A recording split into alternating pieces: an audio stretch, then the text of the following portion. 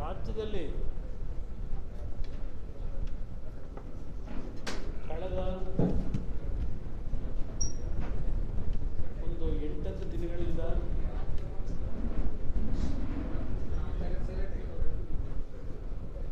ಸ್ವಲ್ಪ ಹಿಂದೆ ಕಾರ್ಯಕರ್ತರು ನೋಡ್ರಪ್ಪ ಮಾತಾಡೋರು ಫೋನಲ್ಲಿ ಮಾತಾಡೋರು ಹೊರಗಡೆ ಕೂತ್ಕೊಳ್ಳಿಲ್ಲ, ಆ ಚೇರ್ಗಳೆಲ್ಲ ಎಳೆದಾಡ್ಬೇಡಿ ಹಿಂದ್ಗಡೆ.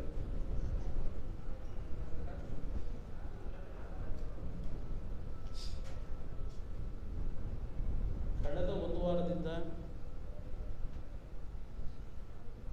ರಾಜ್ಯದಲ್ಲಿ ಹಲವಾರು ರೀತಿಯ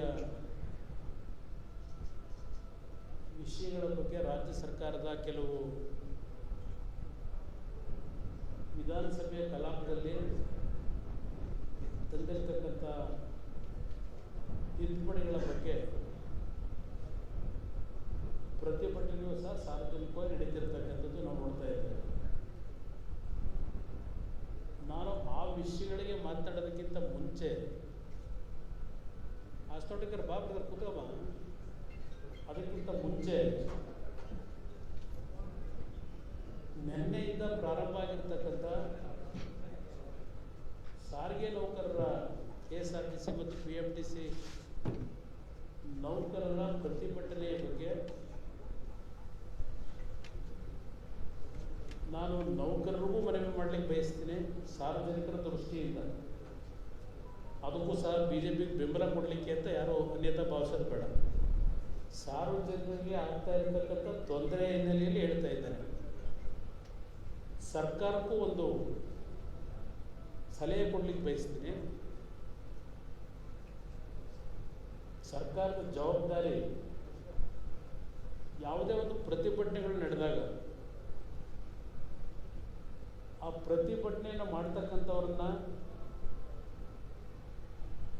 ವಿಧಾನಸೌಧಕ್ಕೆ ಆಹ್ವಾನ ಕೊಟ್ಟು ಅವರ ಸಮಸ್ಯೆಗಳು ಏನಿದೆ, ಅವರ ಡಿಮ್ಯಾಂಡ್ಸ್ ಏನಿದೆ, ಅದಕ್ಕೆ ತತ್ಕ್ಷಣಕ್ಕೆ ಏನು ಡಿಮ್ಯಾಂಡನ್ನು ಇವತ್ತು ಸರ್ಕಾರ ಜಾರಿಗೆ ತರಲಿಕ್ಕೆ ಸಾಧ್ಯ, ಕೆಲವು ಡಿಮ್ಯಾಂಡ್ಗಳನ್ನು ತಕ್ಷಣ ಜಾರಿ ತರ್ತಕ್ಕಂಥದ್ದಕ್ಕೆ ಇರ್ತಕ್ಕಂಥ ಸಮಸ್ಯೆಗಳು, ಅದನ್ನು ಕನ್ವಿನ್ಸ್ ಮಾಡಿ ಆ ಪ್ರತಿಭಟನೆ ಮಾಡ್ತಿರ್ತಕ್ಕಂಥವ್ರನ್ನ ಪ್ರತಿಭಟನೆಯನ್ನು ಕೈ ಬಿಡ್ತಕ್ಕಂಥದ್ದಕ್ಕೆ ಮನವೊಲಿಸ್ತಕ್ಕಂಥದ್ದು ಸರ್ಕಾರದ ಕರ್ತವ್ಯ ಇದೆ. ನಾನು ಸರ್ಕಾರಕ್ಕೆ ಹೇಳ್ತಕ್ಕಂಥದ್ದು, ತಾವುಗಳು ಪ್ರತಿಭಟನೆ ನಡೆಸ್ತಕ್ಕಂಥವ್ರ ಜೊತೆಯಲ್ಲಿ ಸೌಹಾರ್ದಯುತವಾದಂಥ ವಾತಾವರಣ ನಿರ್ಮಾಣ ಮಾಡಲಿಕ್ಕೆ ಸರ್ಕಾರ ಇವತ್ತು ಅವರ ಜವಾಬ್ದಾರಿಯನ್ನು ನಿರ್ವಹಿಸಬೇಕು ಅಂತಕ್ಕಂಥದ್ದು ಹೇಳಿಕ್ಕೆ ಬಯಸ್ತೀನಿ. ನಿನ್ನೆ ದಿನ ಏಕಾಏಕಿ ಈ ಒಂದು ಸಾರಿಗೆ ನೌಕರರ ಮುಷ್ಕರದಿಂದ ಜನಸಾಮಾನ್ಯರ ಮೇಲೆ ಆಗಿರತಕ್ಕಂಥ ಅನಾನುಕೂಲಗಳೇನಿದ್ದಾವೆ, ನಾನು ಸರ್ಕಾರಿ ನೌಕರರು ನಮ್ಮ KSRTC ನೌಕರರಿಗೂ ಹೇಳಲಿಕ್ಕೆ ಬಯಸ್ತೀನಿ. ಸಾರಿಗೆ ನೌಕರರಿಗೆ ತಮ್ಮ ಒಂದು ಬೇಡಿಕೆ, ನಮ್ಮನ್ನು ಸಹ ಸರ್ಕಾರಿ ನೌಕರರಾಗಿ ಪರಿಗಣಿಸಬೇಕು ಅಂತಕ್ಕಂಥದ್ದು ನಿಮ್ಮ ಪ್ರಮುಖವಾಗಿರ್ತಕ್ಕಂಥ ಬೇಡಿಕೆ. ಕಳೆದ 7 ತಿಂಗಳ ಕೋವಿಡ್ನ ಒಂದು ಅನಾಹುತದಲ್ಲಿ ಇವತ್ತು ಸರ್ಕಾರದ ಮೇಲೆ ಸುಮಾರು 800ರಿಂದ 1000 ಕೋಟಿ ಹೊರೆ ಆಗಿರತಕ್ಕಂಥದ್ದು ನಮ್ಮ ಗಮನದಲ್ಲಿ. KSRTCನಲ್ಲಿ BMTCನಲ್ಲಿ ಸಂಬಳ ಕೊಡಲಿಕ್ಕೆ ಆರ್ಥಿಕವಾಗಿ ಏನೋ ನಷ್ಟದಲ್ಲಿದ್ದಾರೆ. ಇಂಥ ಪರಿಸ್ಥಿತಿಯಲ್ಲಿ ಸರ್ಕಾರವೇ ನೆರವಿಗೆ ಬರಬೇಕಾದಂಥ ಅನಿವಾರ್ಯ ಪರಿಸ್ಥಿತಿ ಬಂದಂಥದ್ದೇನಿದೆ. ನಿಮ್ಮ ಒಂದು ಬೇಡಿಕೆಗಳನ್ನು ತತ್ಕ್ಷಣ ಜಾರಿಗೆ ತಂದಿರತಕ್ಕಂಥ ಒತ್ತಾಯ ಆಗ್ತಕ್ಕಂಥದ್ದಕ್ಕೆ ಇದು ಸಮಯ ಅಲ್ಲ.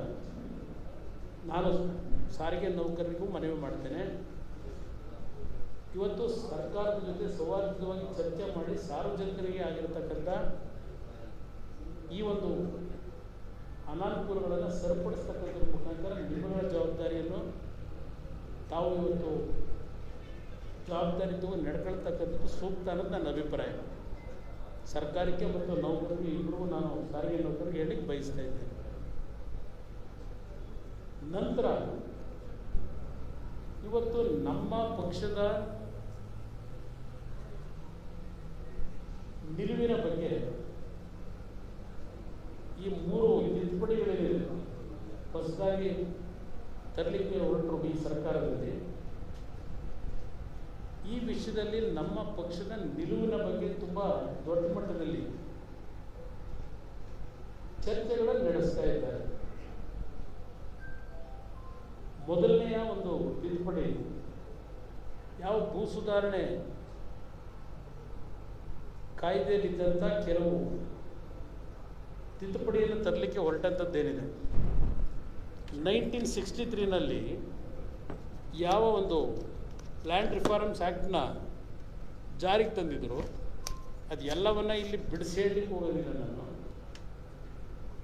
ಅದನ್ನು ಮಾರ್ಪಾಡು ಮಾಡಿ ಈಗಿನ ಸರ್ಕಾರದಲ್ಲಿ ಕಳೆದ ವಿಧಾನಸಭೆ ಅಧಿವೇಶನದಲ್ಲಿ ವಿಧಾನಸಭೆಯಲ್ಲಿ ಏನು ಆ ತಿದ್ದುಪಡಿಯನ್ನು ಮಂಡನೆ ಮಾಡಿದ್ರು, ನಾನು ಸದನದ ಕಲಾಪದಲ್ಲಿ ಭಾಗವಹಿಸಿದ್ದಾಗ ಸರ್ಕಾರಕ್ಕೆ ಒಂದು ಸಲಹೆ ಕೊಟ್ಟೆವು. ಏನು ಹಿಂದೆ ಇದ್ದಂಥ 108 ಎಕರೆ ಭೂಮಿಯನ್ನು ಒಂದು ಕುಟುಂಬ ಇಟ್ಕೊಳ್ಳಲಿಕ್ಕೆ 1963ನಲ್ಲಿ ಆ್ಯಕ್ಟ್ ಮಾಡಿದ್ದಾರೆ. ಅದನ್ನು ಇವರು 248 ಎಕರೆಗೆ ಅದನ್ನು ವಿಸ್ತರಣೆ ಮಾಡಿ ಹೊರಟಿದ್ರು. ಅದನ್ನು ಕೈ ಬಿಡಬೇಕು, ಹಿಂದೆ ಏನಿತ್ತು ಅದನ್ನು ಮುಂದುವರಿಸಬೇಕು ಅಂತಕ್ಕಂಥ ಡಿಮ್ಯಾಂಡ್ ಏನಿಟ್ಟಿದೆ. ಮತ್ತು ನೀರಾವರಿಯ ಪ್ರದೇಶಗಳಲ್ಲಿ ಕೃಷಿ ಹೊರತುಪಡಿಸಿ ಬೇರೆ ಯಾವುದೇ ರೀತಿಯ ಆಕ್ಟಿವಿಟೀಸ್ ಮಾಡಲಿಕ್ಕೆ ಅವಕಾಶ ಕೊಡಬಾರ್ದು ಅಂತಕ್ಕಂಥದ್ದು ಈ ಒಂದು 2-3 ಸಲಹೆಗಳನ್ನು ನಾನೇನು ಕೊಟ್ಟೆ. ಅವತ್ತನೇ ವಿಧಾನಸಭೆಯ ಕಲಾಪದಲ್ಲಿ ಕಳೆದ ಅಧಿವೇಶನದಲ್ಲೇ ತಕ್ಷಣ ಕಂದಾಯ ಸಚಿವರು ಸ್ಪಂದಿಸಿ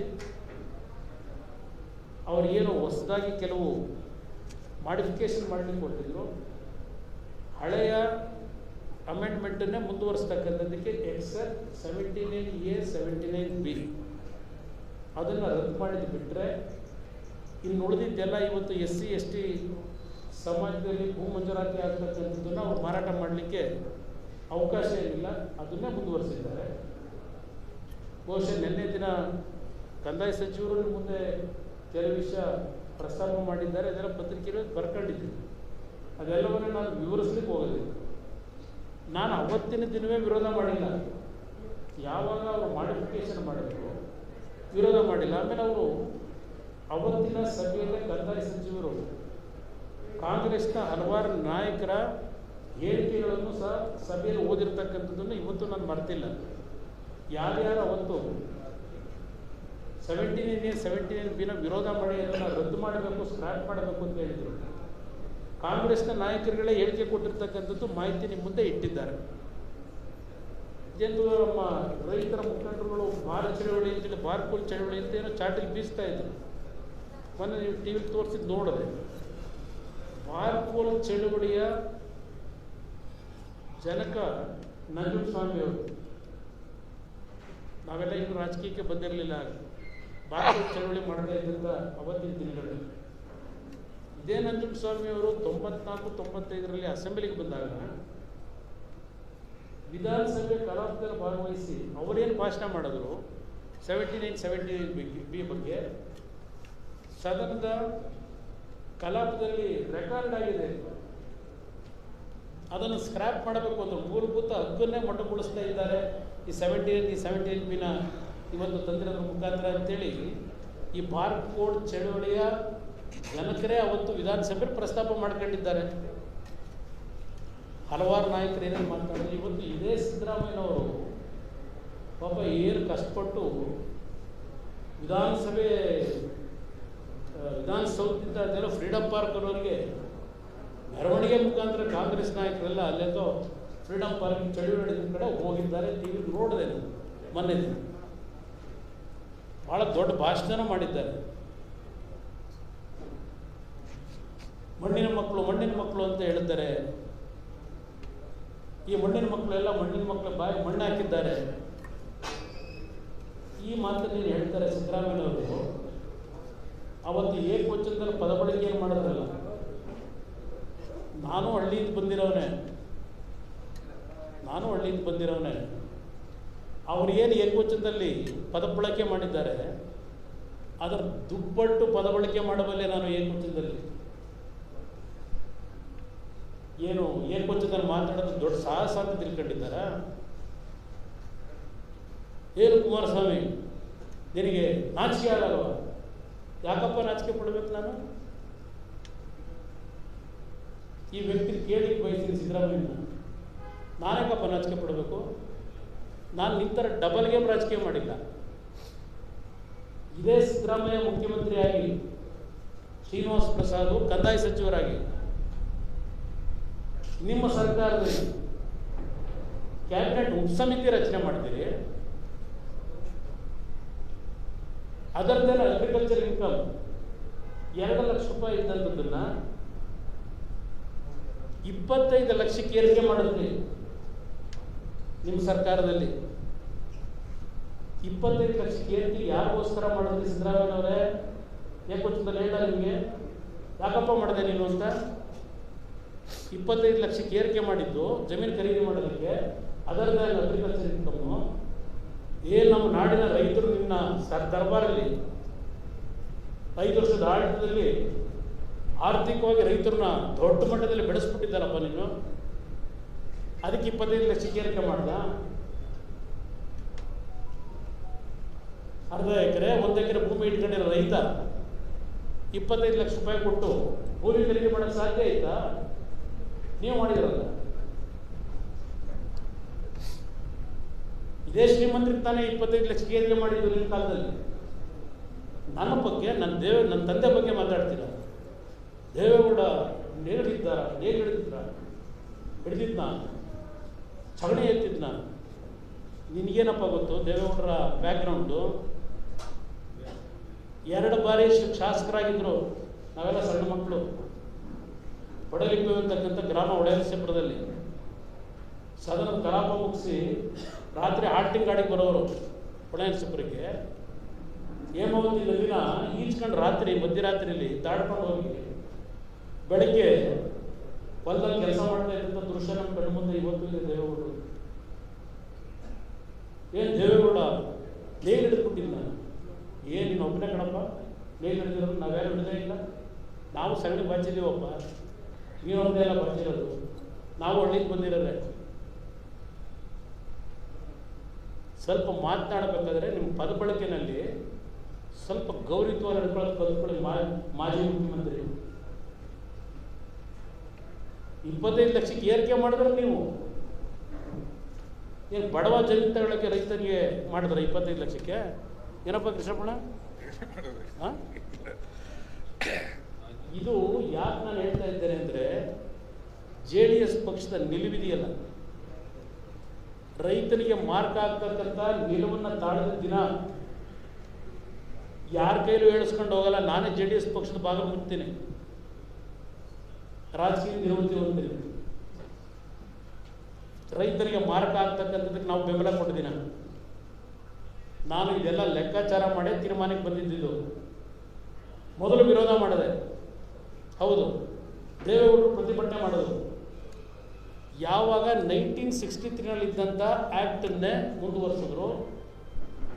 ಓನ್ಲಿ 79A 79B ಮಾತ್ರ ಇವತ್ತು ಆ ಒಂದು ಆ್ಯಕ್ಟಿಂದ ರಿಮೂವ್ ಏನು ಮಾಡಿದ್ದಾರೆ. ನಾನು ಅದು ವಿಧಾನಸಭೆಯಲ್ಲೇ ಹೇಳಿದೆ. 79A 79B ಏನಿದೆ ಅದ್ರ ವಿಕ್ಟಿಮ್ ನಾನು ಒಬ್ಬ ಇದ್ದೇನೆ ಅಂತ ಹೇಳಿದೆ ವಿಧಾನಸೌಧ ಕಲಾಪದಲ್ಲಿ. ಕೇತನಹಳ್ಳಿ ಹತ್ರ ನಾನೇನು ಜಮೀನು ತಗೊಂಡೆ ರಾಜಕೀಯಕ್ಕೆ ಬರೋದಕ್ಕಿಂತ ಮುಂಚೆ 25 ವರ್ಷ ಅನುಭವಿಸಿದ್ದೀನಿ ಯಾತನೆ ಈ ಆ್ಯಕ್ಟ್ನಲ್ಲಿ. ಯಾವ ರೀತಿ ನನಗೆ ಯಾವ್ಯಾವ ಸರ್ಕಾರದಲ್ಲಿ ಹ್ಯಾರಾಸ್ ಮಾಡಿದ್ರು ಅಂತೇಳಿ, ಕಾನೂನು ಬದ್ಧವಾಗಿ ತಗೊಂಡಂಥ ಜಮೀನಿನ ಬಗ್ಗೆ ಕಷ್ಟಪಟ್ಟು ಸಂಪಾದನೆ ಮಾಡಿದ ದುಡ್ಡು. ಇಲ್ಲಿ ಈ 79A 79B ಸ್ಕ್ರ್ಯಾಪ್ ಮಾಡಬೇಕು ಅಂತೇಳಿ ಇದೇ ಶ್ರೀನಿವಾಸ ಪ್ರಸಾದ್ ಅವರ ಸಮಿತಿ ಅವತ್ತು ರೆಕಮೆಂಡೇಶನ್ ಮಾಡ್ಕೊಂಡ್ರಿ. ಇದು ಒಂದೇ ಇವತ್ತು ಬಿಲ್ ಪಾಸ್ ಆಗಿರೋದು ನಮ್ಮ ಒಂದು ಹೋರಾಟದ ಫಲ. ಸಭಾತ್ಯಾಗ ಮಾಡಿ ಅರ್ಧಾಕಿ ಏನೋ ಮಾಡಲಿಲ್ಲ ಅವರು, ನಿಮ್ಮನ್ನು ನೋಡಿ ಮಾಡಲಿಲ್ಲ ಅವರು. ನಮ್ಮ ಸಲಹೆಯನ್ನು ಸ್ವೀಕಾರ ಮಾಡಿ ಹಳೆ 108 ಎಕರೆ ಏನಿತ್ತು ಅಷ್ಟಕ್ಕೆ ಮುಂದುವರಿಸಿದ್ದು. ಒಬ್ಬ ವ್ಯಕ್ತಿ 54 ಎಕರೆ ಮೇಲೆ ಭೂಮಿ ಖರೀದಿ ಮಾಡಬಾರದು ಅಂತಕ್ಕಂಥದ್ದು ಹಳೇದೇನಿತ್ತು ನಿಯಮಾವಳಿ. 2 ಬೆಳೆ ಬೆಳೆಯತಕ್ಕಂಥವ್ರಿಗೆ, ಭತ್ತ ಬೆಳೆಯೋರಿಗೆ 13 ಎಕರೆ, 1 ಬೆಳೆ ಬೆಳೆಯೋರಿಗೆ 15 ಎಕರೆ. ಇದೆಲ್ಲ ಮುಂದುವರ್ಸಕ್ಕೆ ಕಾರಣ JDS ಪಕ್ಷದ ಹೋರಾಟ, ಸಿದ್ದರಾಮಯ್ಯ ಹೋರಾಟಕ್ಕಲ್ಲ. ಇದಕ್ಕೆ ಹೇಳಿದ್ದು ಏನು ಮಾರ್ಕ ಈ ಒಂದು ಭೂ ಸುಧಾರಣೆ ಕಾಯ್ದೆಯಿಂದ ಆಗಿರೋದು. ದಯವಿಟ್ಟು ಇಲ್ಲಪ್ಪ ಜನಗಳ ಮುಂದೆ ಎಕ್ಸ್ಪ್ಲೈನ್ ಮಾಡಿ. ಬರೀ ಮಾರ್ಕ ಇದೇನು ಏನಾಯ್ತದೆ ನಿಮಗೆ? ವಿಷಯ ಹೇಳಬೇಕಲ್ಲ, ಜನ ತಿಳುವಳಿಕೆ ಮೂಡಿಸ್ಬೇಕಲ್ಲ. ಅದೇನೋ ಹೇಳಿದ್ರು ನಿನ್ನೆ ಅದೆಲ್ಲೋ ಇಲ್ಲಿ ಫ್ರೀಡಮ್ ಪಾರ್ಕಲ್ಲಿ ಭಾಷಣ ಮಾಡೋರೆ ಕುಮಾರಸ್ವಾಮಿ ಇದಕ್ಕೆಲ್ಲ ಬೆಂಬಲ ಕೊಟ್ಟಿರೋದು. ಅದೆಂಥದ್ದು ಬೇನಾಮಿ ಭೂಮಿ ವ್ಯವಹಾರ ಮಾಡ್ಕೊಂಡವನೇ. ಸಿದ್ದರಾಮಯ್ಯವರೇ, ಯಾವುದಾದ್ರೂ ಒಂದು ಬೇನಾಮಿ ಪ್ರಕರಣದ ವ್ಯವಹಾರವನ್ನು ನಾನು ಮಾಡಿದ್ರೆ, ರಾಜ್ಯದ ಮುಖ್ಯಮಂತ್ರಿಯಾಗಿ 2 ಬಾರಿ ಇದ್ದಾಗ, ಇಲ್ಲ ನಾನು ರಾಜಕಾರಣಕ್ಕೆ ಬಂದ ದಿವಸ, ರಾಜಕಾರಣದ ಹಿಂದಿನ ದಿನಗಳಿದ್ದು, ರಾಜಕಾರಣಕ್ಕೆ ಬರೋದಕ್ಕಿಂತ ಮುಂಚೆ ಇದ್ದು, ಯಾವುದಾದ್ರೂ ಒಂದು ಪ್ರಕರಣದ ಬೇನಾಮಿ ವ್ಯವಹಾರ ನಾನು ನಡೆಸಿರ್ತಕ್ಕಂಥದ್ದನ್ನು ನೀವು ಪ್ರೂವ್ ಮಾಡಿಬಿಟ್ರೆ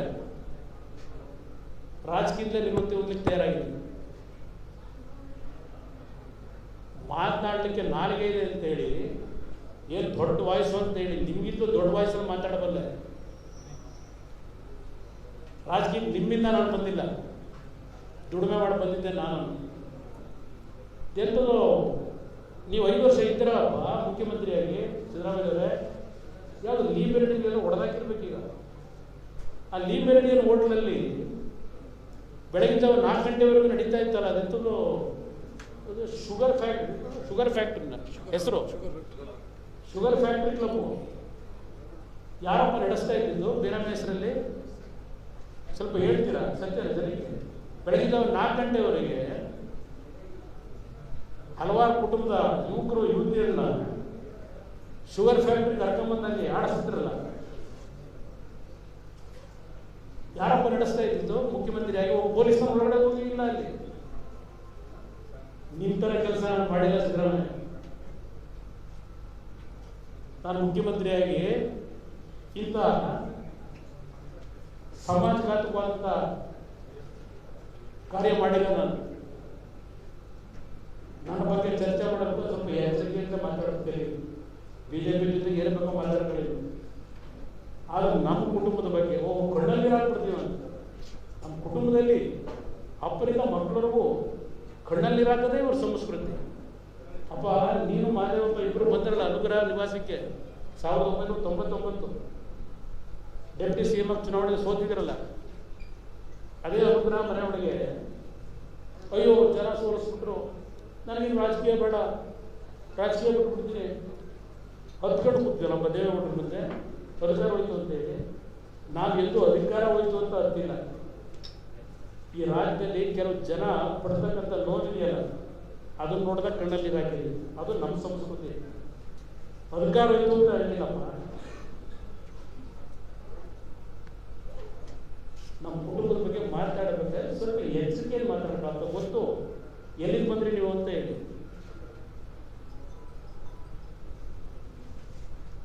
ಇದು ಬೇನಾಮಿ ಪ್ರಾಪರ್ಟಿ ನನ್ನ ಬಗ್ಗೆ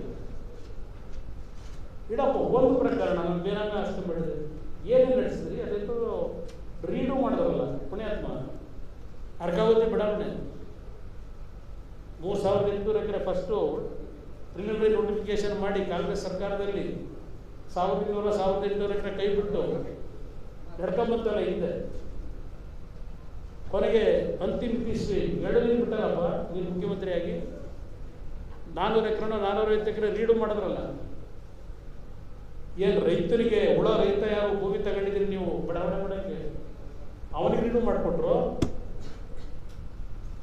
ಅದೇ ಈ ಇದನ್ನ ಹೇಳಿದ್ರಲ್ಲ, ರಿಯಲ್ ಎಸ್ಟೇಟ್ ತಂದೆ ಭಾಷಣದಲ್ಲಿ ಹೊಸಟವಲ್ಲ ಹಾಕೊಂಡು ರಿಯಲ್ ಎಸ್ಟೇಟ್ ದಂಧೆ ಮಾಡೋರಿಗೆ ಆ ಭೂಮಿ 400 ಎಕರೆ ರೀಡು ಮಾಡಿಕೊಡ್ಲು. ಒರಿಜಿನಲ್ ರೈತ ಇದ್ನಲ್ಲ ಅವನಿಗೆ ಕೊಟ್ಟಪ್ಪ ಭೂಮಿಯ ರೀಡು ಮಾಡಿ ಅರ್ಕಾವತಿ ಬಡಾವಣೆಯಲ್ಲಿ. ಸ್ವಲ್ಪ ಜನಕ್ಕೆ ತಿಳಿಸ್ತೀರಾ? ಚರ್ಚೆ ಮಾಡಕ್ಕೆ ಬಂದರೆ ಭಾಳ ವಿಷಯ ಇದೆ ಚರ್ಚೆ ಮಾಡಕ್ಕೆ. ನನಗೂ ರೀಡು ಏನು ಕಾನೂನಲ್ಲಿ ಇಲ್ಲದೇ ಇರೋ ಪದ ತಂದುಬಿಟ್ರು. ರೀಡು ಮಾಡೋದಕ್ಕೆ ಜನ ಉದ್ಧಾರ ಮಾಡ್ಬಿಟ್ಟಿತ್ತು. ಅವರು ಏನೇನಾಯ್ತು ಗೊತ್ತಿರುವಾಗಲಿ ರೈತನ ಉಳಿಸೋದು ನಮ್ಗೆ ಹೇಳ್ಕೊಡ್ತೀರಾ ನೀವು? ರೈತರ ಪರ ಹೋರಾಟ ಮಾಡೋದು ನಮ್ಗೆ ಹೇಳ್ಕೊಡ್ತೀರಾ? ಮೊನ್ನೆ ನೋಡಿ ನನ್ನ ಮನಸ್ಸಿಗೆ ನೋವಾಯ್ತು ನನಗೆ. ಎಸ್, ಈ ಕಾನೂನನ್ನ ಇವತ್ತು ನಾನು ಬೆಂಬಲ ಕೊಡಬೇಕಾದ್ರೆ ಕೌನ್ಸಿಲ್ನಲ್ಲಿ ನಾವು ಏನು ರೈತನ ಉಳಿಸ್ಲಿಕ್ಕೋಸ್ಕರವಾಗಿ ಮಾಡಿಫಿಕೇಶನ್ ಆಗಬೇಕು ಅಂತ ಹೇಳಿದ್ರು, ಅದನ್ನು ಮತ್ತೆ ಅವರು ಬದಲಾವಣೆ ಮಾಡಿದ್ರಿಂದ ಬೆಂಬಲ ಕೊಡುವಂಥ BJP ಸರ್ಕಾರಕ್ಕೆ ಇಲ್ಲ BJP ಮುಖ್ಯಮಂತ್ರಿಗೂ ನಾನೇನೋ ಮಸ್ಕಾವಳಿ ಕೊಟ್ಟಿರೋದಲ್ಲ, ಇದು ಬೆಂಬಲ ಕೊಟ್ಟಿದ್ದು. ಇವನ್ APMC ಬಿಲ್ಲು ಇವತ್ತು ಯಾವುದೋ Indian express central page article ಇದು ನೋಡ್ತಾ ಇದ್ದೆ. ಮಂಡಿನಲ್ಲಿ ಏನೇನೋ ಕಮಿಷನ್ ಏಜೆಂಟ್ಗಳು ರೈತರ ಮೋಸ ಮಾಡ್ತಾರೆ ಅಂತ ಬರ್ಕೊಂಡು ಪರವೂ ಇದೆ ವಿರೋಧವೂ ಇದೆ. APMC ಬಿಲ್ ಬಗ್ಗೆ ಸಾರ್ವಜನಿಕವಾಗಿ ರೈತರಲ್ಲೂ ಪರ ವಿರೋಧ ಎರಡೂ ಇದೆ. ಪಂಜಾಬ್ನಲ್ಲಿ ಇರ್ತಕ್ಕಂಥ ರೈತರ ಸಿಸ್ಟಮ್ ಬೇರೆ ಇದೆ.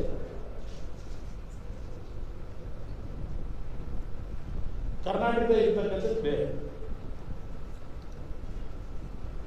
ಈಗ ಆಯಿತು, ಅದೇನೋ APMC ಬಿಲ್ ಏನೋ ಮಾಡಿಫಿಕೇಶನ್, ಏನೋ ಐತಿಹಾಸಿಕವಾದಂಥ ಮಾಡಿಫಿಕೇಶನ್ ಮಾಡಿದ್ದೀವಿ. ರೈತರಿಗೆ 2024ನೇ ಇಸ್ವಿ ಒಳಗೆ ಅದೆಂಥದ್ದು ಡಬಲ್ ಇನ್ಕಮ್ ಮಾಡಿಕೊಡ್ತೀವಿ, ಇದೆಲ್ಲ ಹೇಳ್ತಾರೆ ಇದ್ದಾರೆ BJP ಪ್ರಧಾನಮಂತ್ರಿಗಳು. ಒಂದು ವರ್ಷ ಅವಕಾಶ ಕೊಡಿ.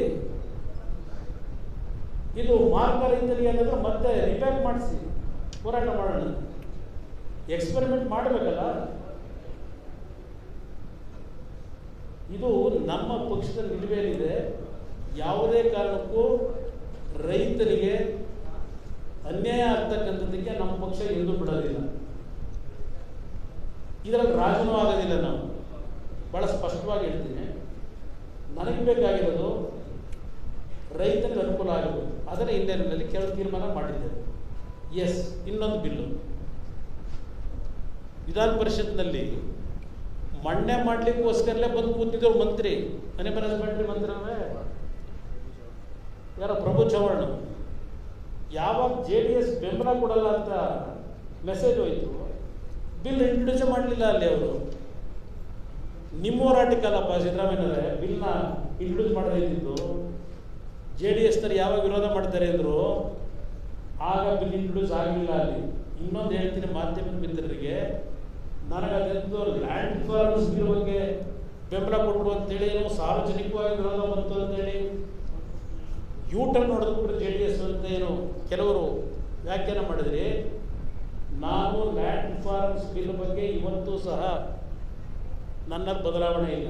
ನನ್ನ ಪಕ್ಷದಲ್ಲಿ ಕೆಲವರಿಗೆ ಅದ್ರ ಬಗ್ಗೆ ಮಾಹಿತಿ ಇಲ್ಲ. ಆ ಮಾಹಿತಿಯನ್ನು ಅವ್ರಿಗೆಲ್ಲರಿಗೂ ತಿಳಿಸ್ತಕ್ಕಂಥದ್ದಕ್ಕೆ ಈಗಾಗಲೇ ನಾನು ಕ್ರಮ ತೆಗೆದುಕೊಂಡಿದ್ದೇನೆ. ಅದರಲ್ಲಿ ಯಾವುದೇ ರೀತಿಯಲ್ಲಿ ರೈತನಿಗೆ ಮಾರ್ಗ ಇಲ್ಲ. ಈಗಲೂ ಸಹ ಆ ಸ್ಟ್ಯಾಂಡಲ್ಲಿ ನಮ್ಮದು ಬದಲಾವಣೆ ಇಲ್ಲ. ಯಾರು ಎಷ್ಟೇ ನಮ್ಮ ಟೀಕೆ ಮಾಡಲಿ, ಅದೆಲ್ಲದು 8 ಕೋಟಿ MLCಗಳಿಗೆ ಕೊಟ್ಬಿಟ್ಟವ್ರಂತಲ್ಲ, ಅದು ಯಾವಾಗ ಕೊಟ್ಟರೆ ಗೊತ್ತಿಲ್ಲ. 8 ಕೋಟಿ ನಮ್ಮ MLCಗಳಿಗೆ ಬಂತಂದ್ರೆ ಪಾಪ ಹೇಳ್ಕೊಂಡವ್ರೆ ಏನೋ ಬಾಯಿ ಚಪ್ಪಲಿಕ್ಕೆ ಮಾತ್ರ ನಾನು ಅವ್ರ ಸರ್ಟಿಫಿಕೇಟ್ ತಗೋಬೇಕಾ? ಇಲ್ಲಿ ನಿಮ್ಮ ಕೌಸ್ಲಾಟರ್ ಬಿಲ್ ಇದೆಯಲ್ಲ, ಅದು ಸಹ 1964ನಲ್ಲೇ ತಂದಿರತಕ್ಕಂಥ ಒಂದು ಬಿಲ್. ಬ್ರಿಟಿಷ್ನರಿಗೆ ಕಾಲಕ್ಕಿಂತ ಮುಂಚೆ ತಂದಿರೋ ಬಿಲ್ಲ ಅದು, ಅವ್ರ ಕಾಲದಲ್ಲಿ ತಂದಿದ್ದಲ್ಲ. ಸ್ವಾತಂತ್ರ್ಯ ಬಂದ ನಂತರವೇ ತಂದಂಥ ಬಿಲ್ ಇದು. ನೆನ್ನೆ ಪಾಪ ಅವರು ಕಾಂಗ್ರೆಸ್ ನಾಯಕರುಗಳು ಭಾಳ ಎಕ್ಸ್ಪ್ಲನೇಷನ್ ಮಾಡಿದ್ದಾರೆ. ಅಧ್ಯಕ್ಷರು, ವಿರೋಧ ಪಕ್ಷ ನಾಯಕರು ಇಬ್ಬರು ಕೂತು ಅದೆಲ್ಲ ರಿಪೀಟ್ ಮಾಡೋದಿಲ್ಲ. ಈ ಕೌಸ್ಲಾಟರ್ ಬಿಲ್ಲನ್ನು 2010ರಲ್ಲಿ ತಂದಾಗಲೇ ನಾವು ಅವತ್ತು ದೇವೇಗೌಡರ ನಾಯಕತ್ವದಲ್ಲೇ ರಾಷ್ಟ್ರಪತಿಗಳನ್ನು ಭೇಟಿ ಮಾಡಿ ಆ ಬಿಲ್ಗೆ ಅಂಕಿತ ಕೊಡಬಾರದು ಅಂತೇಳಿ ಅದನ್ನು ಅವತ್ತು ಸ್ಟಾಪ್ ಮಾಡಿಸಿದ್ದೇವೆ. ನಾವೇ ದೆಹಲಿಗೆ ಹೋಗಿ ಭೇಟಿ ಮಾಡಿದ್ದೇವೆ ಅಂದಿನ ರಾಷ್ಟ್ರಪತಿಗಳನ್ನು, ದೇವೇಗೌಡರ ನಾಯಕತ್ವದಲ್ಲೇ ಹೋಗಿ. ಈಗಲೂ ಸಹ ಸ್ಲಾಟರ್ ಬಿಲ್ ವಿಷಯದಲ್ಲಿ ನಮ್ಮ ವಿರೋಧ ಇದೆ. ನಾವು ಗೋಮಾತೆಯ ಬಗ್ಗೆ ಪೂಜೆ ಮಾಡತಕ್ಕಂಥದ್ದು, ಗೌರವ ಕೊಡ್ತಕ್ಕಂಥದ್ದು ನಮ್ಮ ಸಂಸ್ಕೃತಿ. ನಾನು ಮೊನ್ನೆ ಒಂದು ಟ್ವೀಟ್ ಮಾಡಿದ್ದೆ ಆಗಲೇ. ಇಲ್ಲಿ ಏನಾಗಿದೆ, BJP ಅವರಿಗೆ ಗೋಮಾತೆಗೆ ಪೂಜೆ ಅಂತಕ್ಕಂಥದ್ದನ್ನು ಹೇಳ್ಕೊಂಡು ಮತ ಪಡಿಬೇಕು. ಗೋಮಾತೆ ಇವ್ರು ಸಾಕ್ತಾರ? ಪಾಪ ನೆನ್ನೆ ಕಂದಾಯ ಸಚಿವರು ಹೇಳೋರೆ, ಅದಕ್ಕೆ ವಯಸ್ಸಾಗಿರೋ ದನ ನಮ್ಮ ಮನೆ ಕಳಿಸಿ ಅಂತೇಳಿ. ಅವ್ರ ಮನೆ ತಕ್ಕ ಹೋದ್ರೆ ಹೆಂಗೆ ನೋಡ್ಕೊಂತಾರೆ ಗೊತ್ತು.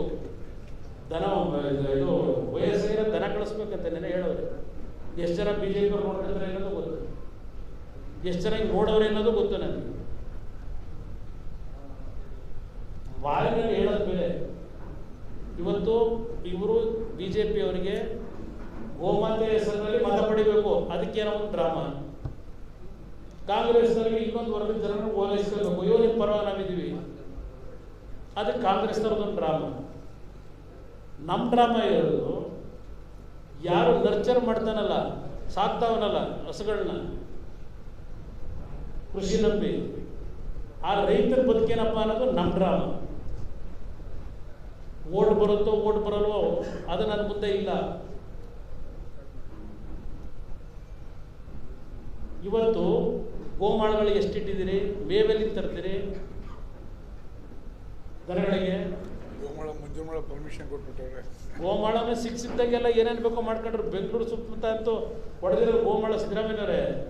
ನನ್ನ ಪಕ್ಷದ ಕಾರ್ಯಕರ್ತರಿಗಿಂತ ಹೆಚ್ಚಾಗಿ ನಿಮ್ಮ ಕಾಂಗ್ರೆಸ್ನವರು ಬಿ ಜೆ ಪಿಯೇ ಹೊಡ್ಕೊಂಡಿರೋದು. ಗೋಮಾಳ ಜಮೀನೆಲ್ಲ ಎಲ್ಲ ಸುಳ್ಳು ರೆಕಾರ್ಡ್ಗಳು ಸೃಷ್ಟಿ ಮಾಡ್ಕೊಂಡು. ನಿಮ್ಮ ಕಾಲದಲ್ಲಿ ಯಾವ್ಯಾವ ರಿಯಲ್ ಎಸ್ಟೇಟ್ನನ್ನು ಬೆಳೆಸಿದ್ರಿ ಗೊತ್ತು ನನಗೆ. ಸಿದ್ದರಾಮಯ್ಯನಿಗೆ ಹೇಳಿ ಬೆಳೆಸಿದ್ರಿ, ನಾನು ಯಾರು ಬೆಳೆಸಲಿಲ್ಲ, ಅಂಥವ್ಕೆ ನಾನು ಎನ್ಕರೇಜ್ಮೆಂಟು ಕೊಡಲಿಲ್ಲ. ಅದರಿಂದ ಇಲ್ಲಿ ಈ ಒಂದು ಕೌನ್ಸಿಲ್ ಬಿಲ್ಲನ್ನು ವಿರೋಧ ಮಾಡಲಿಕ್ಕೆ ಕಾರಣ ಹಲವಾರು ರೀತಿ ಸಮಸ್ಯೆಗಳಿದೆ. ಅದರ ಜೊತೆಗೆ ಆ ಬಿಲ್ಲಿನಲ್ಲಿ ಅವ್ರು ಏನು ಕೆಲವು ಕಾನೂನು ಇಟ್ಕೊಂಡವ್ರೆ, ಎಲ್ಲಿಗೆ ತಗೊಂಡು ಹೋಗ್ತಾರೆ, ಏನೋ ಅಂತಾರಾಜ್ಯದ ಸಾಗಾಣಿಕೆ ಮಾಡೋಕ್ಕಿಲ್ವಂತೆ. ಈ ನಾಳೆ ಬೆಳಗ್ಗೆ ನನ್ನ ಜಮೀನಿಗೆ ಕೆಲವು ಗೀರಸುಗಳನ್ನ ಮುರ್ರಾ ಎಮ್ಮೆಗಳನ್ನ ತರಬೇಕು ಅಂತ ಹೊರಟಿದ್ದೀನಿ. ನನಗೆ ಏನಾದರೂ ಅಲ್ಲಿ ಗುಜರಾತಿಂದಲೋ ಹರಿಯಾಣದಿಂದಲೋ ದನ ತರಕ್ಕೆ ಹೋದರೆ ನಾಳೆ ಬೆಳಗ್ಗೆ ನನ್ನ ಪರಿಸ್ಥಿತಿ ಏನಾದರೂ ಗೊತ್ತಿಲ್ಲ. ಈಗ ಇವ್ರು ತಂದಿರೋ ಬಿಲ್ಲಲ್ಲಿ ಆಮೇಲೆ ದನ ಯಾರಾದರೂ ಹೊಡ್ಕೊಂಡು ಹೋಗ್ತಿದ್ರೆ ಯಾವನ ಬೇಕಾದ್ರೂ ಅಟ್ಯಾಕ್ ಮಾಡ್ಬೋದಂತೆ. ಅವ್ರ ಮೇಲೆ ಯಾರು ಆಕ್ಷನ್ ತಗೊಂಡಿರುವಂತೆ ಕೇಸು ಹಾಕಿದ್ರು ಆ ಬಿಲ್ಲಲ್ಲಿ. ಏನು ಇವರೇನು ಯಾವ ಇವ್ರು ತಗೊಂಡು ಹೋಗ್ತಾವ್ರೆ ಬಿ ಜೆ ಪಿಯವರು? ಅವನ ಸಬ್ ಇನ್ಸ್ಪೆಕ್ಟರ್ ನೇತೃತ್ವದಲ್ಲಿ ಉಸ್ತುವಾರಿ ಕಮಿಟಿ ಅಂತೆ.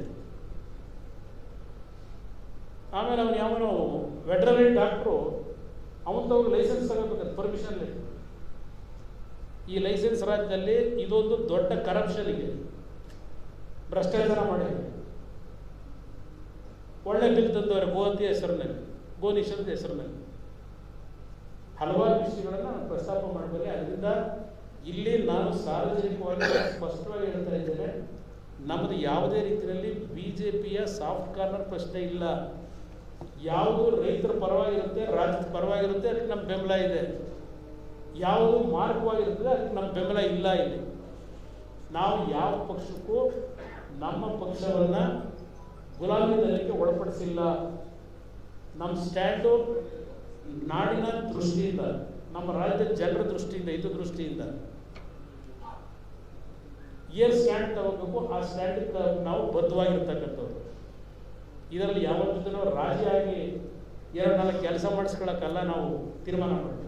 ರಾಜಕೀಯ ಮಾಡಬೇಕು, ಎಲ್ಲ ಟೈಮು ರಾಜಕೀಯ ಆಗಲ್ಲ. ಬರೀ ವಿರೋಧ ಪಕ್ಷದಲ್ಲಿದ್ದೇವೆ, ವಿರೋಧ ವ್ಯಕ್ತಪಡಿಸಬೇಕು ಅನ್ನೋದಕ್ಕೆಲ್ಲ ಇದೆ.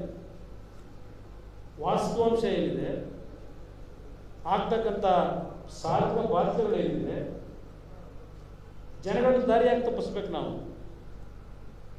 ನಾವು ಇರ್ತಕ್ಕಂಥದ್ದು ನಮ್ಮ ಜವಾಬ್ದಾರಿ ನಾಡಿನ ಒಂದು ಪ್ರೋಗ್ರೆಸ್ಗೆ. ಇಲ್ಲಿ ನಮ್ಮ ತೆವರುಗಳು ತೀರಿಸ್ಕೊಳ್ಳೋದಕ್ಕೆ ನಮಗೆ ಬೇಕಾದಂಥ ರೀತಿಯಲ್ಲಿ ಪ್ರೆಸೆಂಟೇಷನ್ ಕೊಡೋದಲ್ಲ. ಅದರಿಂದ ಸಿದ್ದರಾಮಯ್ಯವ್ರಿಗೆ ಹೇಳ್ತೀನಿ, ನನ್ನ ಪಕ್ಷದ ಬಗ್ಗೆ ಪದೇ ಪದೇ ಮಾತಾಡಿ ಮುಖಭಂಗ ಅನುಭವಿಸ್ಬೇಡಿ. ಯಾಕೆ ನನ್ನ ಹೆಸರು ಪದೇ ಪದೇ ಕೆಡಕ್ತೀರಿ?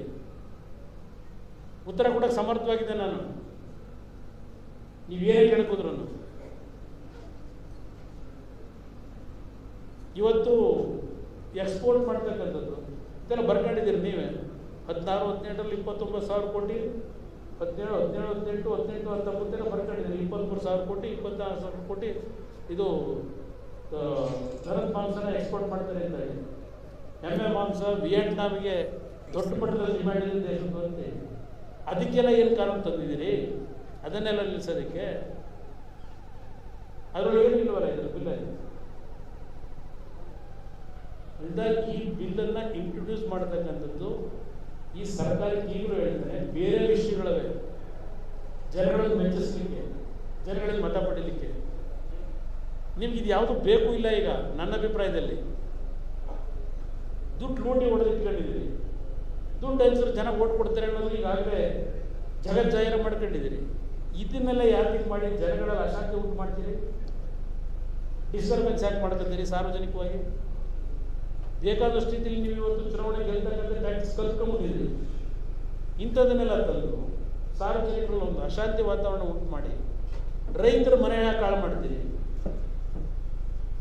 ಇವತ್ತು ಒಂದು ಕರು ಸಾಕಬೇಕು ಅನ್ನೋ ಅಂದರೆ ಮಾರಾಟ ಮಾಡಿದೆ ಮಿನಿಮಮ್ 200-250 ರೂಪಾಯಿ ಬೇಕು ಅವನಿಗೆ. ಎಲ್ಲಿಂತದ್ದು ಪರ್ ಡೇ? ಅದೇನೆ ದಿವಸಕ್ಕೆ ಬೇಕಲ್ಲಿ. ದಿನ ನೋಡ್ತೀವಿ ನಾವು ಹಳ್ಳಿನಲ್ಲಿ ಏನಿದೆ ಪರಿಸ್ಥಿತಿ ಅಂತೇಳಿ. ಅದರಿಂದ ಈ ರೀತಿಯ ವ್ಯರ್ಥ ಕಸರತ್ತುಗಳನ್ನು ಮಾಡೋದ್ರ ಬದಲು BJPಯವ್ರಿಗೂ ಹೇಳಿ ಬಯಸ್ತೇನೆ, ನೂರಾರು ಸಮಸ್ಯೆ ಎದುರಿಸ್ತಾ ಇದ್ದಾರೆ ಜನ ಇಲ್ಲಿ,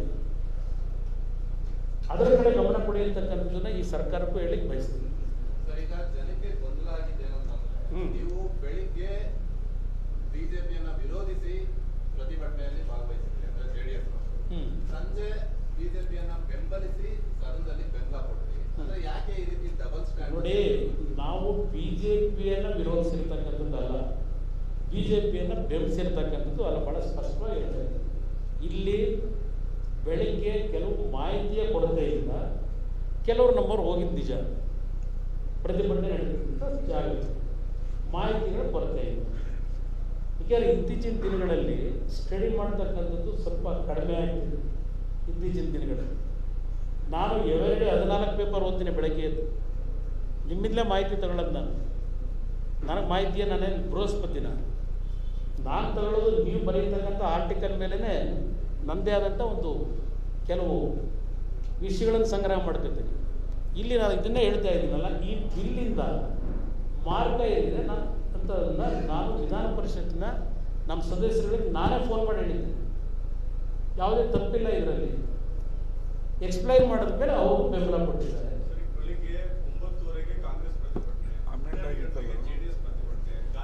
ಅದಕ್ಕೆ ಒಂದು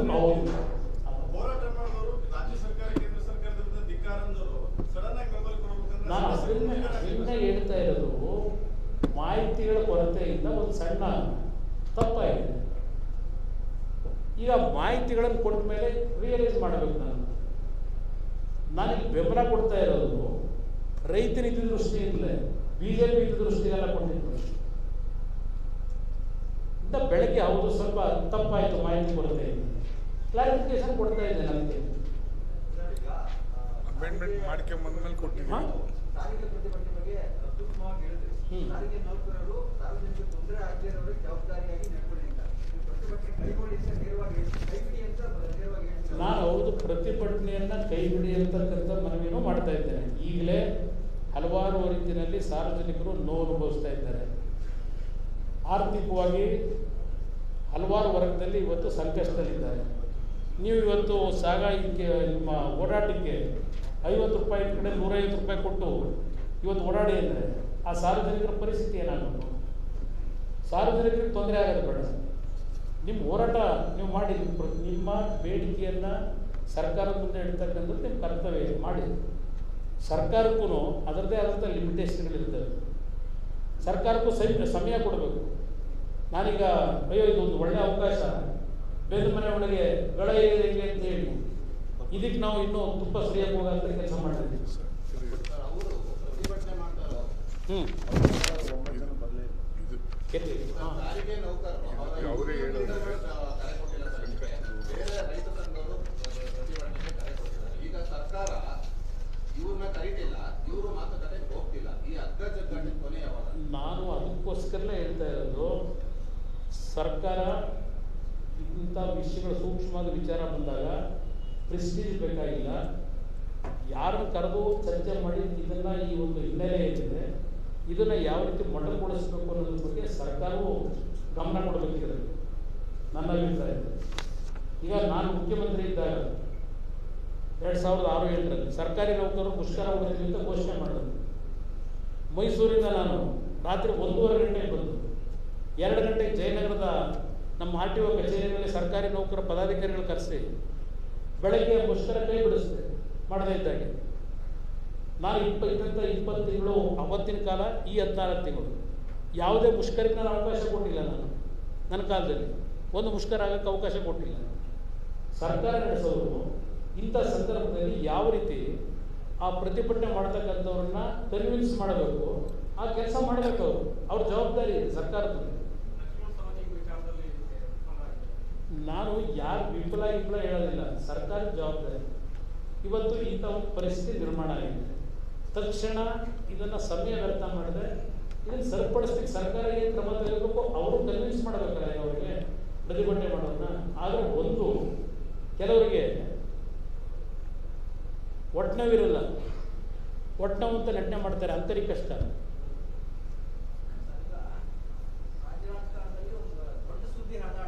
ಬಿಜೆಪಿಯ ಸೆಂಟ್ರಲ್ ಹಿರಿಯ ನಾಯಕರು ಕೆಲವರು ಕುಮಾರಸ್ವಾಮಿ ಅವರ ಜೊತೆ ಕಳೆದ ತಿಂಗಳಿಂದ ಟಚ್ಚಲ್ಲಿದ್ದಾರೆ. ಆಮೇಲೆ ಏಪ್ರಿಲ್ ಅಲ್ಲಿ ಕುಮಾರಸ್ವಾಮಿ ಅವರು ಅವರನ್ನ JDS ನ ವಿಲೀನ ಮಾಡೋದಾದ್ರೆ ಅವರನ್ನೇ ಮುಖ್ಯಮಂತ್ರಿ ಮಾಡೋಕೆ ರೆಡಿಯಾಗಿದ್ದೇವೆ, ಅಥವಾ JDS ಸಪೋರ್ಟ್ ಮಾಡೋದಾದ್ರೆ ರೇವಣ್ಣವ್ರನ್ನ DCM ಮಾಡ್ತೀವಿ ಅಂತಕ್ಕಂಥ ಸುದ್ದಿ ತುಂಬಾ ರಾಜಕಾರಣದಲ್ಲಿ ಇಂಥದ್ದು ಆಗುತ್ತೆ ಇಂಥದ್ದು ಆಗಲ್ಲ ಅಂತಕ್ಕಂಥದ್ದು ಯಾರೂ ಊಹೆ ಮಾಡೋಕ್ಕಾಗಲ್ಲ. ಈಗ ಒಂದು ಉದಾಹರಣೆ, ಇದೇ ಸಿದ್ದರಾಮಯ್ಯ ನಮ್ಮ ಪಕ್ಷವನ್ನು BJP B ಟೀಮ್ ಅಂದರು, JDS ಪಕ್ಷಕ್ಕೆ ಮತ ಕೊಟ್ಟರೆ BJP ಜೊತೆ ಹೋಗ್ಬಿಡ್ತಾರೆ ಅಂತ ಅಂದರು. ನಮ್ಮ ಪಕ್ಷ ನಿರ್ನಾಮ ಮಾಡೋಕ್ಕೆ ಹೋದಾರನ್ನೇ ಕೊನೆಗೆ ಮಾಡಬೇಕು ಅಂತ ಹೋದಂತಾರೇನು ಅವರೇ ಬಂದು ಅಧಿಕಾರ ತಗೊಳ್ರಪ್ಪ ಅಂತ ಕೊಡಕ್ಕೆ ಬಂದ್ರಲ್ಲ. BJP B ಟೀಮ್ ಅಂತ ಹೇಳಿದರೆ ಅವ್ರು ತಾನೆ. ಕೊನೆಗೆ BJP B ಟೀಮ್ ಅಂತ ಹೇಳಿ JDS BJP ಜೊತೆ ಹೋದ್ವಾ, ಇವ್ರ ಜೊತೆ ಮಾಡಿರ್ಲಿಲ್ವಾ? ರಾಜಕಾರಣದಲ್ಲಿ ಹೀಗೆ ಆಗುತ್ತೆ ಹಾಗೆ ಆಗುತ್ತೆ ಅಂತಕ್ಕಂಥದ್ದು ಯಾರು ಏನು ಹೇಳೋಕ್ಕಾಗಲ್ಲ. ಊಹೆ ಮಾಡೋದಕ್ಕೆ ಏನು ಬೇಕಾದರೂ ಆಗ್ಬೋದು. ನಾನು ಇದು ರೇ ಪ್ರಶ್ನೆಗಳು ನಾನೇ ಉತ್ತರ ಕೊಡಲಿ. ಯಾವ ಟೈಮ್ಗೆ ಏನಾಗಬೇಕು ಅದು ಆಗ್ತಾ ಇರ್ತದೆ. ರಾಜಕಾರಣದಲ್ಲಿ ಇಂಥದ್ದೇ ಆಗುತ್ತೆ ಅಂಥದ್ದೇ ಆಗುತ್ತೆ ಅಂತೇಳಿ ಯಾರು ಶಾಶ್ವತವಾದಂಥ ಊಹೆಗಳನ್ನು ಮಾಡ್ಕೊಳ್ಳಿಕ್ಕಾಗುತ್ತೆ. ಏನು ಬೇಕಾದರೂ ಆಗ್ಬೋದು. ಸಿದ್ದರಾಮಯ್ಯ ಇಷ್ಟೊಂದು ಟೀಕೆ ಮಾಡ್ತಾವ್ರೆ ನೋಡಿ, ಅವ್ರಿಗೆ ಯಾವ ಕಾರಣಕ್ಕೆ ಇಟ್ಟು ಬೈತಾ ಟೀಕೆ ಮಾಡ್ತಾರೋ ಗೊತ್ತಿಲ್ಲ ನನಗೆ. ಅವ್ರಿಗೆ ಅದೇನೋ ಕುಮಾರಸ್ವಾಮಿ ರಾತ್ರಿ ಮನೆಗೆ ಬೆಳಗ್ಗೆ ಹೇಳ್ತಿದ್ದ ಕನಸ್ತಾನೆ ಬಂತಾನೇನೋ, ಅದಕ್ಕೆ ಕುಮಾರಸ್ವಾಮಿ ಅಂತಾರೆ. ಈಗ ಅವ್ರು ಹೇಳಿದ್ರು ಅಂತೇಳಿ ನಾನು ಅದಕ್ಕೆ ಸಮಜಾಯಿಷಿ ಕೊಡ್ತಾ ಹೋಗ್ಬೇಕು. ಇದು ಪರಿಸ್ಥಿತಿ. ನಾನು ಭವಿಷ್ಯಕಾರನಲ್ಲ, ಸಿದ್ದರಾಮಯ್ಯ ಭವಿಷ್ಯ ಹೇಳಕ್ಕೆ ಶುರು ಮಾಡೋರಿಗೆ ಅಷ್ಟರಲ್ಲಿ ಕಲ್ತ್ಕೊಂಡವರು ಅವರು. ನಾನು ಜ್ಯೋತಿಷ ಪತಿಷ ಹೇಳಲ್ಲ. ನಾನು ರಾಜಕೀಯದಲ್ಲಿ ಏನು ಬೇಕಾದರೂ ಆಗ್ಬೋದು. ರಾಜಕೀಯದಲ್ಲಿ ಇಂಥದೇ ಆಗುತ್ತೆ ಹಾಗೆ ಆಗುತ್ತೆ ಹೀಗೆ ಆಗುತ್ತೆ ಅಂತ ಯಾರು ಹೇಳಲಿಕ್ಕೆ ಆಗುತ್ತೆ. ನಾನು ಯಾತಕ್ಕೆ ಈಗ ಆ ಪ್ರಶ್ನೆಗಳಿಗೆ ಉತ್ತರ ಕೊಡಲಿಲ್ಲ. ನನ್ನ ಮುಂದೆ ಇನ್ನೂ ಆ ರೀತಿ ಪ್ರಸ್ತಾವನೆಗಳು ಇಲ್ಲ. ಅಂಥ ಸಮಯಗಳು ಬಂದಾಗ ಚರ್ಚೆ ಮಾಡೋಣ. ಯಾವಾಗ? ನನಗೆ ವಿಶ್ವಾಸ ಇದೆ ಈ ಪಕ್ಷನ ಅಷ್ಟು ಸುಲಭವಾಗಿ ಯಾರಿಗೂ ಮುಳುಗಿಸ್ಲಿಕ್ಕಾಗೋದಿಲ್ಲ. ನನಗೆ ವಿಶ್ವಾಸ ಈಗಲೂ ಇದೆ. ಈ ರಾಜ್ಯದ ಜನತೆ ಜಾತಿ ಭೇದ ಮರೆತು ಒಂದು ಬಾರಿ ಕುಮಾರಸ್ವಾಮಿ ಬೇಕೇ ಬೇಕು ಅಂತಕ್ಕಂಥ ಒಂದು ವಾತಾವರಣ ಸೃಷ್ಟಿ ಆಗ್ತದೆ. ನನಗೆ ನಂಬಿಕೆ ಇದೆ. ಇವತ್ತು ನಡೀತಿರ್ತಕ್ಕಂಥ ಈಗಿನ ರಾಜಕೀಯದ ವ್ಯವಸ್ಥೆಗಳು, ಈಗಿನ ಪರಿಸ್ಥಿತಿಗಳು ಇದೆಲ್ಲ ನೋಡಿದಾಗ ಒಂದಲ್ಲ ಒಂದಿನ ಈ ನಾಡಿನ ಜನತೆಗೆ ಕುಮಾರಸ್ವಾಮಿ ಅನಿವಾರ್ಯ ಅಂತಕ್ಕಂಥ ಒಂದು ತೀರ್ಮಾನ ಮಾಡ್ತಕ್ಕಂಥ ದಿನ ಬರುತ್ತೆ. ಆ ದಿನದಲ್ಲಿ ನನಗೆ ಯಾವುದೇ ರೀತಿಯಲ್ಲಿ ಸಂಪೂರ್ಣ ವಿಶ್ವಾಸ ಇಟ್ಟಿರ್ತಕ್ಕಂಥವನು. ಅದರಿಂದಲೇ ಇವತ್ತು ನಾನು ಸೋಲು ಗೆಲುವು ಅಂತಕ್ಕಂಥದ್ದನ್ನು ಎರಡೂ ಸಮಂಜಸವಾಗಿ ತಗೋತಿದ್ದೆ. ಹೋರಾಟ ಮಾಡಬೇಕು, ಜನಗಳ ಬರುವ ಕೆಲಸ ಮಾಡಬೇಕು, ಮಾಡ್ತೀವಿ ಅಷ್ಟೇ. ಇನ್ನೊಂದು ಪ್ರಶ್ನೆ, ಈಗ ಪರಿಷತ್ತು ಮೊನ್ನೆ ಸಭಾಪತಿಗಳ ವಿರುದ್ಧ ಅವಿಶ್ವಾಸ ನಿರ್ಣಯಕ್ಕೆ ಬಿಜೆಪಿಯವರು ಪತ್ರ ಬರೆದಿದ್ರು. ಅದನ್ನ ಸಭಾಪತಿಗಳು ಮುಂದೂಡಿದ್ರು. ಇವತ್ತು ಮಂಗಳವಾರ ಮತ್ತೆ ಕರೆಯಬೇಕು ಅಂತ ಬಿಜೆಪಿಯವರು ಒತ್ತಾಯ ಮಾಡ್ತಾ ಇದ್ದಾರೆ. ನಿಮ್ಮದೇನು ಸರ್? ಇಲ್ಲ, ಇದು ಈಗ 15ನೇ ತಾರೀಕಿನ ಸೆಷನ್ ಕರೀತಾರೆ ಅಂತಕ್ಕಂಥದ್ದೇನೋ ಇದೆಯಲ್ಲ, ಗೊತ್ತಿಲ್ಲ ನನಗೆ. ನಿಮ್ಮ ಸದನದ ನಿಯಮಾವಳಿಗಳ ಪ್ರಕಾರ ಇದು ಕರೀಲಿಕ್ಕೆ ಸಾಧ್ಯವೋ ಅಸಾಧ್ಯವೋ ಗೊತ್ತಿಲ್ಲ ನನಗೆ. ಕಾರಣತಾಂತರ ಜೊತೆ ಚರ್ಚೆ ಮಾಡಬೇಕು, ಏನೇನಿದೆ ಪರಿಸ್ಥಿತಿ. ಈ ರೀತಿಯ ಒಂದು ವಾತಾವರಣ ಸೃಷ್ಟಿಯಾಗಿರೋದು ಇದೇ ಮೊದಲನೇ ಬಾರಿ. ಬಹುಶಃ ಎಲ್ಲೂ ಈ ರೀತಿ ಆಗಿಲ್ಲ. ಏನು ನೋಡೋಣ, ಏನೇನು ಮುಂದೆ ಈ 3 ದಿವಸದಲ್ಲಿ ಏನು ನಡೀತದೆ ನೋಡೋಣ. ಅದಾಗ ಬಂದಾಗ ಟೈಮ್ ತೀರ್ಮಾನ ತಗೊಳ್ತೀವಿ. ಸರ್ ಇನ್ನೊಂದು ನೀವು ಸಿಎಂ ಆಗಿ ಬಿಜೆಪಿಯವರು ನಿಮ್ಮ ನಂಬ್ಕೊಂಡೇ ಆ ಪ್ರಯತ್ನ ಮಾಡ್ತಾ ಇದ್ದಾರೆ. ನೋಡಿ, ಈಗ ನಾವು ಇದಕ್ಕೆ ಎಲ್ಲ ಸಾರ್ವಜನಿಕವಾಗಿ ಚರ್ಚೆ ಮಾಡೋಕ್ಕಾಗಲ್ಲ. ಆ ಸಮಯ ಬಂದಾಗ ನನ್ನ ಪಕ್ಷದ ಶಾಸಕರುಗಳ ಜೊತೆ ಅವತ್ತು ವಿಧಾನ ಪರಿಷತ್ನ ಸದಸ್ಯರಿದ್ದಾರೆ, ಅವರೆಲ್ಲರೂ ಕೂರಿಸ್ಕೊಂಡು ಚರ್ಚೆ ಮಾಡಿ ತೀರ್ಮಾನಕ್ಕೆ ಬರಬೇಕು.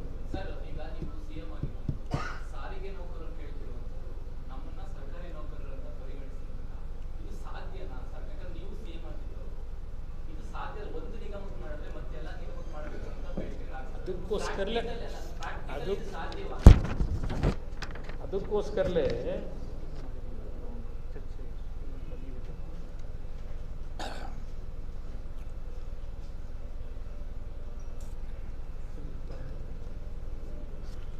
ನಾನು ಈ ವಿಷಯದಲ್ಲಿ ಸರ್ಕಾರಿ ನೌಕರರಾಗಿ ಪರಿಗಣಿಸಿ ಅಂತಕ್ಕಂಥದ್ದು KSRTC BMTC ನೌಕರರ ಡಿಮ್ಯಾಂಡ್ ಏನಿದೆ ಇದ್ರ ಬಗ್ಗೆ ಅದಕ್ಕೆ ಹೇಳಿದ್ರೆ ಸಾಧಕ ಬಾಧಕಗಳು ಏನಿದೆ, ಸರ್ಕಾರದ ಮೇಲೆ ಆಗ್ತಕ್ಕಂಥ ಹೊರೆ ಮತ್ತು ಇನ್ನೂ ಹಲವಾರು ಕಾರ್ಪೊರೇಷನ್ಗಳಿದ್ದಾವೆ. ಆ ಕಾರ್ಪೊರೇಷನ್ಗಳು ಎಷ್ಟು ಜನ ನೌಕರರಿದ್ದಾರೆ, ಈ ರೀತಿಯ ಒಂದು ತೀರ್ಮಾನಗಳು ಮಾಡೋದ್ರಿಂದ ಸರ್ಕಾರದ ವೆಚ್ಚಕ್ಕೆ ಏನು ಹೊರೆ ಆಗ್ತದೆ ಇದೆಲ್ಲ ಲೆಕ್ಕಾಚಾರ ಮಾಡಿ ತೀರ್ಮಾನಕ್ಕೆ ಬರಬೇಕಲ್ವೇ. ಅದಕ್ಕೆ ಸರ್ಕಾರಿ ಸಾರಿಗೆ ನೌಕರರು ಸಹ ಸರ್ಕಾರಿಗೆ ಸ್ವಲ್ಪ ಸಮಯಾವಕಾಶ ಕೊಡಬೇಕಾಗುತ್ತೆ. ನಾಳೆ ಬೆಳಗ್ಗೆನೇ ನೀವು ಮಾಡಬೇಕು ಅಂತ ಅವರು ಒತ್ತಾಯ ಹಾಕಿದ್ರೆ ಯಾವ ಸರ್ಕಾರಗಳಿಗೂ ತಕ್ಷಣ ಇಂಥ ಒಂದು ಕ್ಲಿಷ್ಟಕರವಾದಂಥ ಡಿಮ್ಯಾಂಡನ್ನು ಫುಲ್ಫಿಲ್ ಮಾಡ್ತಕ್ಕಂಥದ್ದು ಅಷ್ಟು ಸುಲಭ ಇಲ್ಲ. ನನ್ನ ಸರ್, ಬಿಜೆಪಿ ಜೊತೆ ಮತ್ತೊಂದು ಬಾರಿ ಮೈತ್ರಿ ಆಗುವಂತ ಸಾಧ್ಯತೆ ಇದೆಯಾ?